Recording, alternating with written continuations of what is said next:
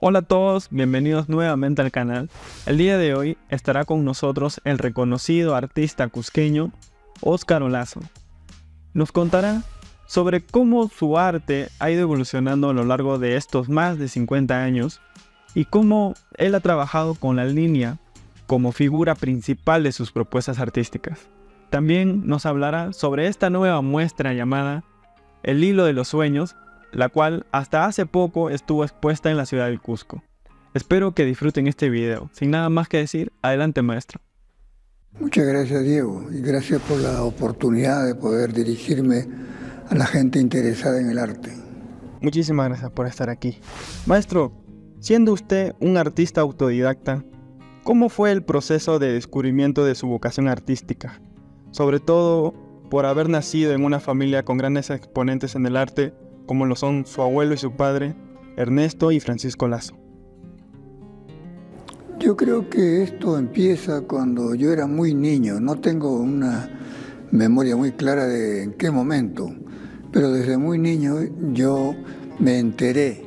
Digo me enteré porque yo ya no conocía a mi padre. Él murió cuando yo tenía 1 año de edad y mi abuelo murió inmediatamente después de mi padre. Pero tenía yo la obra como referente, ¿no? Tenía sus cuadros, sus dibujos, que yo admiraba mucho. Y de niño soñaba con ser algo semejante, ¿no? Seguir esos pasos. Entonces, desde ese tiempo empieza mi inquietud por el arte. Entiendo, pero siempre, digamos, habrá sabido, ¿no? Todo este referente que había de sus familiares en el mundo del arte, ¿no? Imagino que eso habrá sido una gran inspiración para motivarse a iniciar con el arte, ¿verdad? Efectivamente, ver los trabajos de mi padre en la casa, que mi madre los tenía muy bien guardados y los sacaba de vez en cuando para mostrármelos, me incentivaban y me inquietaban mucho. Entonces yo desde niño trataba de imitar algunas de las cosas que mi padre había hecho. Trataba de copiar dibujos o pinturas, que lo hacía seguramente mal como niño que era, pero teniendo eso en mente, pues trataba cada vez de perfeccionarme más. Maestro, usted que fue uno de los fundadores del grupo Illari 70 en Cusco, ¿cómo influyó esto en su evolución artística durante estos primeros años? Haber sido parte de Illari para mí fue muy importante y muy determinante en mi carrera. En realidad, yo no había pensado hasta que conocí a los demás integrantes de Illari 70, no había pensado en dedicarme seriamente a la pintura, al dibujo. Fue una convergencia muy casual cuando unos amigos que egresaban de la escuela, de la entonces Escuela de Bellas Artes Diego Quispetito, visitaron mi casa y vieron algunos trabajos que había hecho yo y les pareció que estaban muy bien y que podían ser expuestos. Y me invitaron a participar en una primera exposición.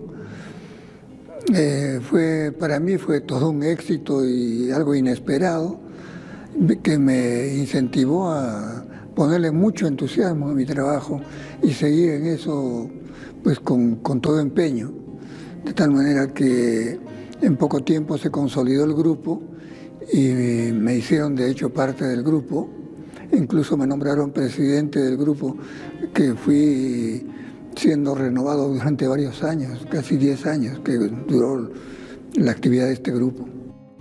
Genial. En su serie Geometría del Paisaje, se destaca por su uso de aristas y líneas que dividen el lienzo en pequeños espacios. ¿Podría profundizar en cómo llegó a desarrollar este estilo y qué busca transmitir con la geometría del paisaje? El paisaje fue el primer referente que he tenido yo dentro del arte. Los cuadros de mi padre estaban muy referidos al paisaje y también al habitante del Ande, ¿no? Pero en cuanto al paisaje me interesó mucho más, me agradaba mucho más.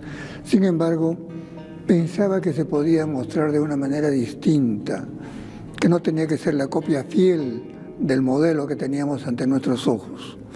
Entonces empecé a analizar qué se podía hacer con el paisaje y encontré que el paisaje estaba formado por elementos geométricos. Entonces empecé a descomponerlo.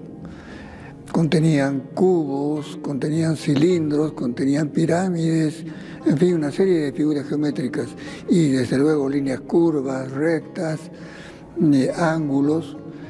Entonces, en este proceso de descomponer, yo tenía la mira de volver a tomar los elementos y componerlos de una manera un tanto diferente, que sin embargo dejara que el paisaje que estaba representando fuera reconocible.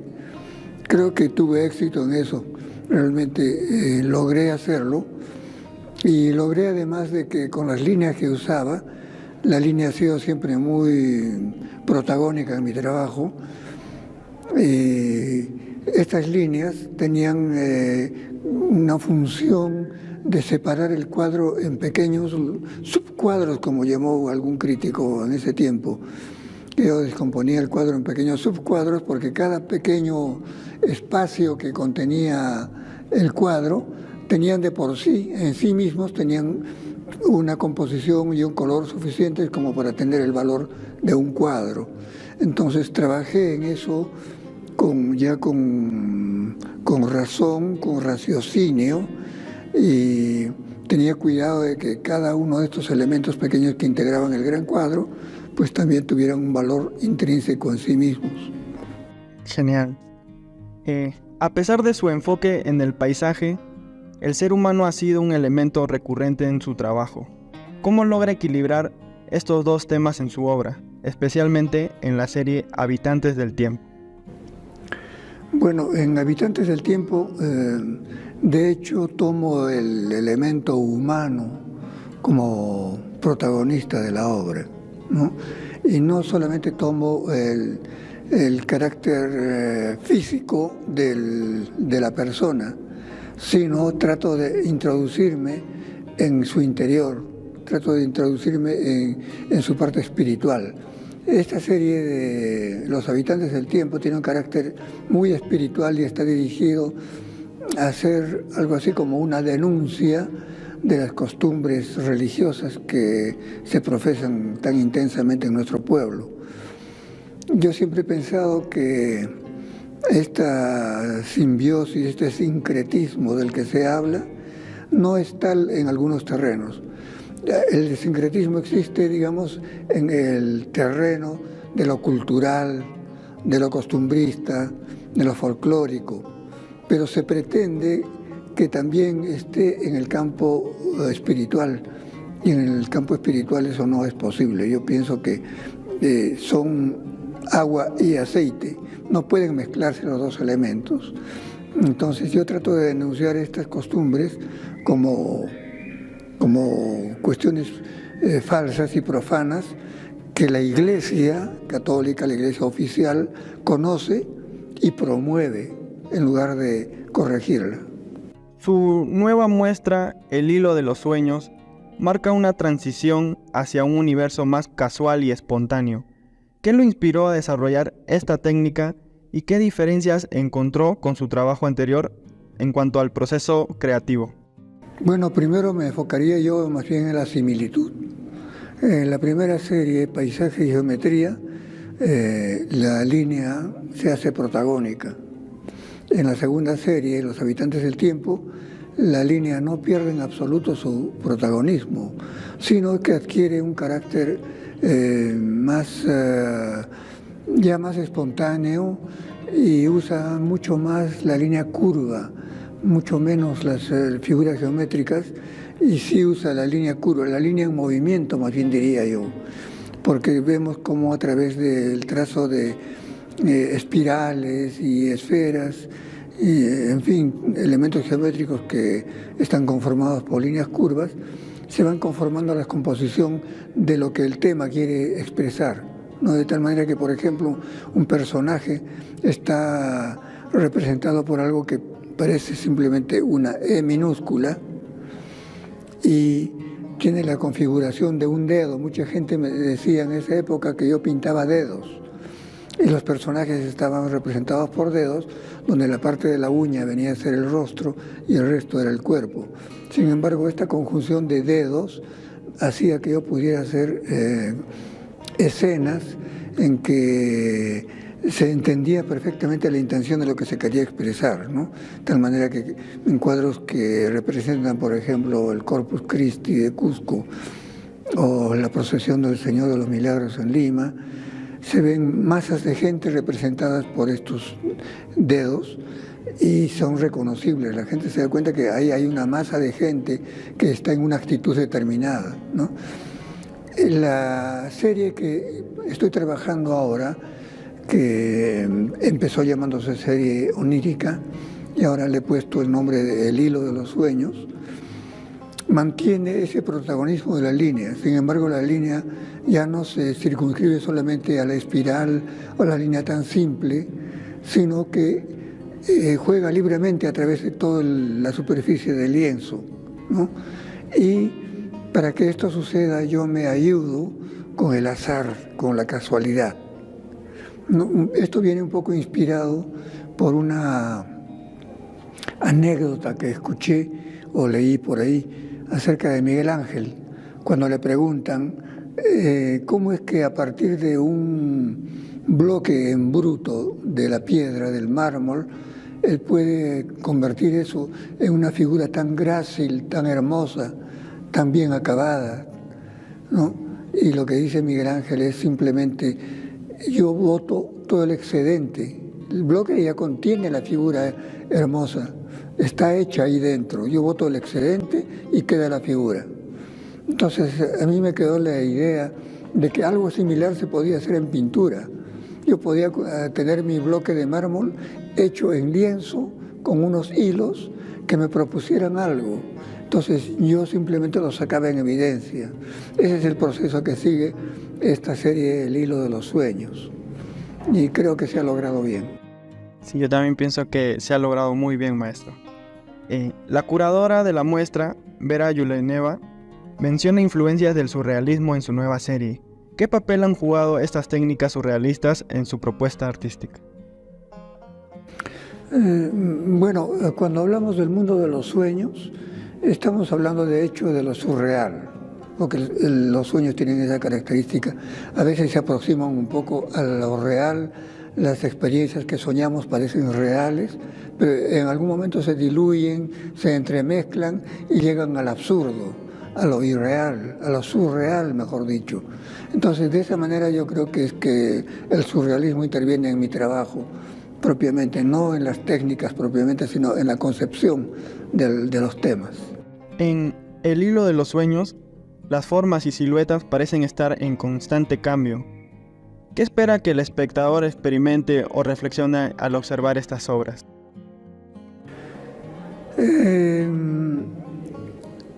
La idea es de que los hilos soltados pues al azar sobre el lienzo me dan la posibilidad de que cada persona tenga una interpretación completamente distinta.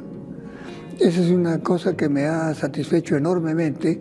En esta exposición yo me he dado horas todos los días para conversar con la gente que visita la exposición y he visto cómo la gente tiene posiciones tan distintas, visiones tan distintas sobre lo que está representado en un cuadro. Entonces, me parece que ese es digamos, el propósito de esta serie, de que cada persona tenga una lectura diferente sobre la obra, incluso diferente a la mía. Y eso me gusta. Incluso yo mismo, en una obra, voy encontrando elementos que he construido y que con el tiempo empiezo a descubrir que significan otras cosas, ¿no? Hay movimiento en la creatividad de la figura. Genial. Después de tener una larga y variada carrera, ¿cómo ve su evolución artística en los próximos años? ¿Qué nuevos temas o técnicas le gustaría explorar? Yo dejo que las cosas transcurran y se den por sí mismas. Creo que de momento yo voy a seguir trabajando con esta serie El hilo de los sueños, que todavía tengo muchas cosas por decir en ese terreno. Y como ha venido siendo mi proceso de una serie a otra, Esto se va a dar automáticamente en algún momento, no sé en qué momento, espero que en algún momento se va a dar más claramente. De momento voy a seguir trabajando con esta serie que todavía da para ofrecer mucho. Claro. Por último, me gustaría que usted, que tiene una carrera tan larga como artista, le diera un consejo o algún mensaje a estos artistas jóvenes que recién inician en el mundo del arte. Mi consejo sería, en principio, de que sean consecuentes con el oficio que han elegido, ¿no? Que no lo tengan como un hobby, como un complemento. Si quieren ser artistas, que se dediquen de lleno al arte y traten de vivir de eso. Yo trato de hacerlo. Paralelamente a esta pintura que expongo, hago pintura de las series anteriores que son un tanto más comerciales, como el paisaje y geometría, y me sustento con eso. Y el otro mensaje que es muy importante que quisiera transmitirles es de que traten de ser siempre creativos y originales, que creen sus propios conceptos, su propia técnica, su propia concepción de las cosas, su forma diferente de ver. Siempre hay algo que descubrir. Yo he tratado de encontrar esto, o lo he encontrado, mejor dicho, experimentando previamente con manchas de pintura chorreadas sobre el lienzo, cosas que ya han sido hechas, pero ver nuevas posibilidades sobre esto, ¿no? Entonces, casualmente es posible que yo haya experimentado en algún momento con el hilo y la pintura para tirarlo sobre el lienzo y que quede adherido, y me ha sugerido cosas. Entonces, hay cosas así que ellos pueden idear, inventar, y aunque ya estén inventadas, volverlo a inventar y utilizarlo como una nueva forma de trabajo. Pero lo importante es siempre ir innovando. Muchísimas gracias, maestro, por estar aquí en este espacio. No, gracias, Diego. Gracias por esta oportunidad. Esto fue la entrevista con el artista Óscar Olazo. Aquí abajo en la descripción te voy a dejar los enlaces a los catálogos digitales que el maestro tiene para que puedas observar su obra detenidamente. También recordarte que te suscribas, le des un like y escribas abajo en los comentarios qué te pareció el video. Sin nada más que decir, por último, quisiera agradecer al maestro Óscar por haberme obsequiado esta hermosa obra de arte, la cual guardaré con mucho cariño. Muchísimas gracias. Con ustedes nos vemos en la siguiente. Bye.